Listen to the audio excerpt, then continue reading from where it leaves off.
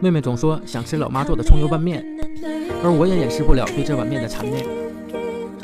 油没过葱段一定要小火慢炸，炸到酥脆后捞出。接下来我们调灵魂酱汁，记得保存。面条水烧开后要连续加3次水，因为这样煮出来的面条最适合葱油拌面。葱油拌面百吃不厌。我是王小北，一个爱给妹妹做饭的男人。明天见。